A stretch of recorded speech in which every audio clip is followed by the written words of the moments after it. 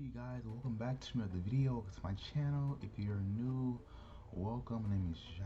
I hope everyone have an amazing day. We're back with Hood Nature, and this is titled, yeah, I can explain. So sit back, relax, let's watch. What is this, a fish? The video's fake, but what's real is the hate I have for y'all for making me watch this so many times. As you can tell from the soul-sapped eyes, those fish are dead and probably being controlled by whoever's recording like a sick corpse puppet.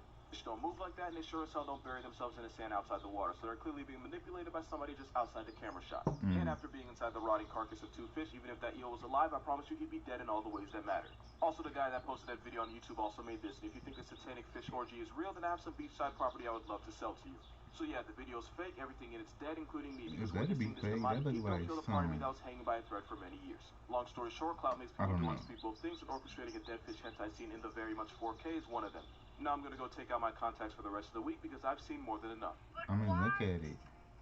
Why do beavers build dams? So beavers are like a happy meal of bears, cougars, and wolves, so they build lodges to keep from getting eaten. Beavers build dams to block water flow to create ponds. Despite what you might think, beavers don't live in the actual dam. Instead, they build lodges in the middle of the pond and chill there. The lodges have an underwater entrance, but the den is above water. So if a beaver ever gets crushed by like a wolverine or something, having waterside real estate means it can always escape home easily. Also, the beaver lodge is self-heating and keeps the family warm during the winter. And because beavers have been doing this for like 8 million years, now they just do it out of habit. In some places, beavers will build protective bunkers even when there's no predators like bears around. Beavers have such an urge to build dams that just the sound of running water triggers them, and they use it as a cue to make repairs on the dam and the lodge. No, I'm like, seriously, if you record the sound of running water and then play it on a speaker for a family of beavers, you make them want to build. One scientist actually played the sound of running water on a loudspeaker, and the beavers instinctively started building a dam over the speaker. Don't let my lack of emotion fool you. It's the cutest thing I've ever heard. This is how wolves and ravens are slowly becoming best friends. Ravens in Yellowstone will call out to wolves when they find food and then lead the wolf pack to a free meal. In exchange, the ravens take the leftovers the wolves leave behind. And there can be up to 100 ravens when turn after the wolves. The wolves tear the carcass to shreds and make it easier for the ravens to take their share. But it turns out the ravens are actually starting to form relationships with the wolves, especially the pups. Ravens were seen grabbing sticks and playing tug-of-war with the young pups and even snapping at their tails to get the pups to playfully chase them. And most of the time, the wolves play along. Ravens are smart enough to remember a face after 5 years, which is why scientists believe that specific ravens have started bonding with individual wolves in the pack. So not only have wolves and ravens realized that they're better off with each other, they've even started forming emotional attachments, which means there's a chance that if you take food out of the equation, they'd still want to be around each other. I swear there's a Disney movie in here somewhere. So after thousands of years of living around each other, wolves and ravens have learned to tolerate, benefit from, and eventually trust each other. You absolutely love to see it.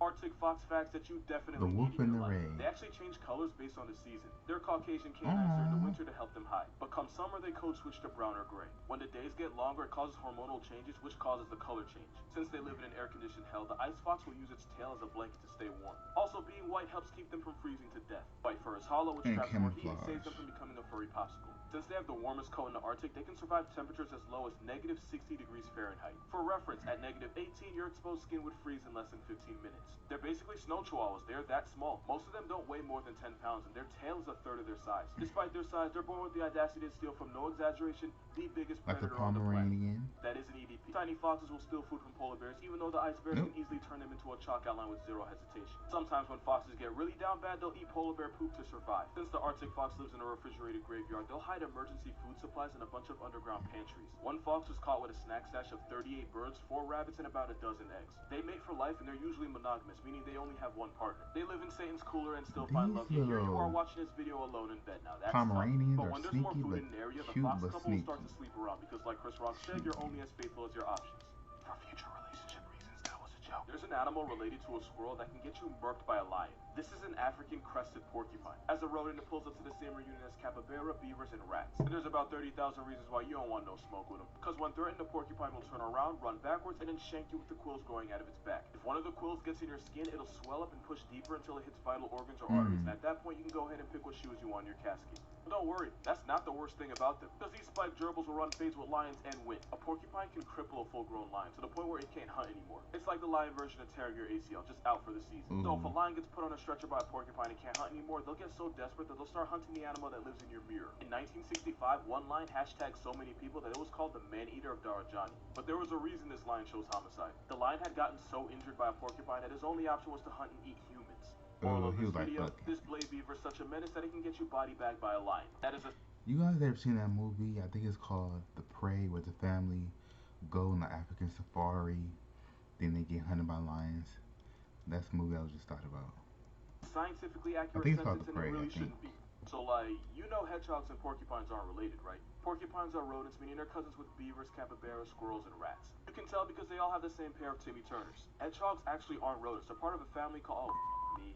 Hedgehogs are part of the family Arachnidae, and their closest cousin is this guy you've probably never heard of called a gymnor, also called a moon rat. But with a face like that, nobody really calls him. And both hedgehogs and gymnors are closely related to moles and true shrews. Then you have the echidna, who isn't related to porcupines or hedgehogs. Instead, it's a monitoring, which means Knuckles pulls up to the same family reunion as Perry. And the reason all three look so similar without being related is because this weird thing called convergent evolution. Basically, like you and your boys come up with the same answer to a test and a teacher accuses you of cheating, but each of you came up with it on your own. The spiny duck, the fur cactus, and the blade beaver all came up with similar answers to the test of life. The more you know. Stealing one of the king's sheep was I thought it'd punishable be by death diversity, penalty like according to an old a English law in white Wales, and a but the black person punishment make for having a with biracial one baby. was only 10 years. So in You order know, to you know avoid what I'm the death saying? penalty and just take the 10 years, if a thief was ever caught in the act of But stealing that a sheep, same they would just pull DNA their pants down and say they from weren't each other. stealing it, but trying to steal their innocence. And apparently one of the lines the guy caught in the act used was, "I'm not a thief, I'm just a pervert." And it actually worked. They were able to Eurostep the death penalty, but they had to live a life with a reputation of being a sheep stuffer. Yeah, that story's not true, like, at all. Like, it's 100% cap, but it's one of the foulest fake stories I've ever read, so I just wanted to talk about it. Also, some guy in Wales called a police officer a sheep and got arrested, so yeah, kind of a soft thing. I'm Also, sorry. Condiac used and sounded to avoid the death penalty and just long will. The more you know. Stealing one of the king's sheep was punishable by death penalty according to an old English law in Wales, but the punishment for having with one was only 10 years. So in order to avoid the death penalty and just take the 10 years, if a thief was ever caught in the act of stealing a sheep, they would just pull their pants down and say they weren't stealing it, but trying to steal their innocence. And apparently one of the lines the guy caught in the act used was, "I'm not a thief, I'm just a pervert." See, And I had to actually worked. They rewind were to able to hear that Eurostep the part. death penalty, but they had to live a life with a reputation of being a sheep stuffer. Yeah, that story's not true, like, at all. Like, it's 100% cap, but it's one of the foulest fake stories I've ever read, so I just wanted to talk about it. Also, some guy in Wales called a police officer a sheep and got arrested, so yeah, kind of a soft spot. You know, one of the most messed up things nature ever did was cock block an innocent whale for no reason at all. So the story goes, in 1989, the US Navy picked up on a weird sound vibrating throughout the Pacific Ocean. Definitely wasn't a submarine, and scientists quickly realized that whatever was making that sound was returning to That's the a same beautiful spot every shot. year. They realized it was a whale, but this whale was special. This whale was calling out at a frequency of 52 hertz, where other whales like the blue whale sing between 10 to 40. Basically, imagine you had a phone with a number that couldn't call or be called by anybody. And since no whale ever called back, scientists believe this was the world's loneliest whale. Technically, blue whales are solitary to begin with, so probably not the loneliest, but definitely the horniest. Since whales like the blue whale and humpback sing to pull females. And since one blue whale wrinkleberry can weigh over 150 pounds, poor guy physically had the worst case of blue balls the world had ever seen. Leading scientists believe this done wrong whale was a result of either having damaged vocalization or being a bluefin hybrid. But some scientists believe he isn't as lonely as we thought, because even though he hits notes he has no business hitting, it's possible other whales actually can hear him. But popular opinion says its 52 hertz booty call has gone unanswered for years, which is why this whale allegedly lives in complete isolation. Long story short, basically the whale got crotch Nazi'd by his own voice. And BTS made a song about it. Because of course they did. Low-key, this would actually make a pretty good movie. And someone actually made it. The Loneliest Whale is in theaters right now, and it'll be on demand July 16th. Check it out if you want to learn more about the whale nature decided would die a virgin. Cause getting over is the closest he'll ever get.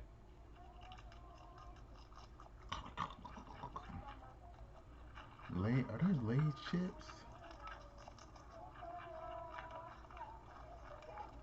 Slow down, my guy. Slow down.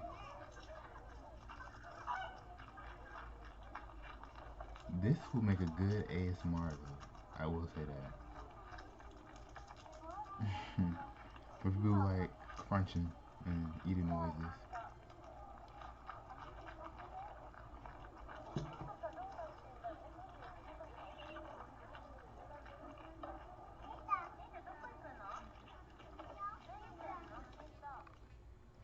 Wow. You learn something new every day, like I said before. Animals will do what they have to do, whatever situation comes. Stuff just happens. Stuff just happens. So thank you guys for tuning into this video. Be sure to like, comment, and subscribe to the channel. Check out my other channel, Scripture One, my gaming channel, which will be in the description also. And